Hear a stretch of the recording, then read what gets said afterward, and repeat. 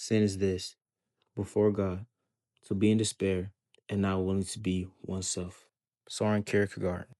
ICO doesn't start with sin. It starts with a child being told who he is before he ever gets a choice, before monsters, before castles, before shadows. A mark is placed on him, a meaning is assigned, and isolation becomes inevitable. The story isn't about evil. It's about what happens when someone is not allowed to be themselves. There is a quiet cruelty to how ICO begins. Not with the war, not with the villain speech, but with the ritual. A child being blamed for misfortune. Not because what he's done, because what he is. Aiko asks a simple question. What happens when isolation is forced onto someone before they ever get a choice? The castle in Aiko isn't just a location, it's a system. Everything about it creates distance. Vast empty spaces, doors that lock behind you, rooms designed to trap you rather than welcome you. The castle isn't meant to be lived in, it's meant to hold. Once you're inside, escape isn't simple, not because it's guarded, because separation feels normal. Isolation here isn't accidental, it's engineered. Aiko isn't a chosen hero. He doesn't chase power, he doesn't seek revenge, he doesn't try to prove anything. He simply just wants to live. He was born with horns, and because of them, the village believes he brings misfortune. When he comes of age, they'll perform a ritual, sealing him inside a stone coffin, locking him away in the castle, hoping this isolation will protect everyone else. Aiko doesn't choose this. Isolation is chosen for him, and the entire journey is about escaping something he never asked for. Yorda appears fragile. She's soft-spoken, physically weak. She doesn't even speak the same language as Aiko, but she isn't powerless. She opens doors that Aiko cannot. She understands the castle in a way he doesn't, and without her, escape is impossible. Yorda represents connection itself, delicate, easily broken, but essential.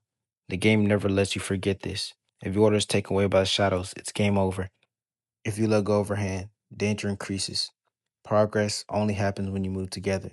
She doesn't need to be commanded. She needs to be cared for. Aiko doesn't explain its themes with dialogue. It makes you feel them. You hold Yorda's hand to move forward. You slow down for her. You protect her from the shadows.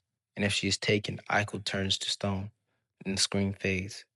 Isolation equals failure. You don't win by speed. You don't win by dominance. You win by staying connected. The queen isn't chaos. She's control. She sustains herself by draining life and light from the horned children, using others to extend her own existence. The shadow creatures that roam in the castle aren't random monsters. They are what remains when connection is stripped away. She doesn't destroy bonds accidentally. She replaces them with possessions.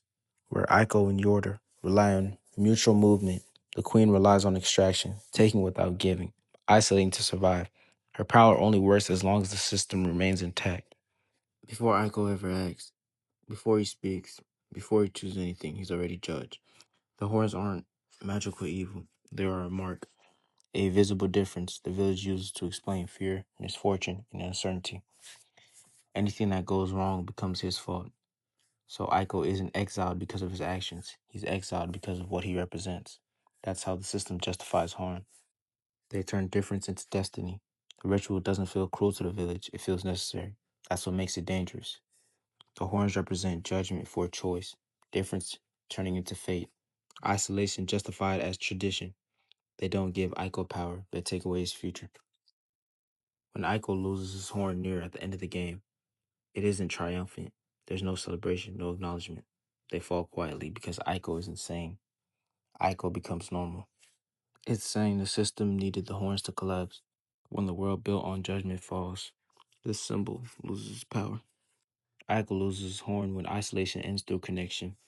In Shadow Colossus, Wonder gains horns, not because society marks him, because of his own choices. Same symbol, opposite direction.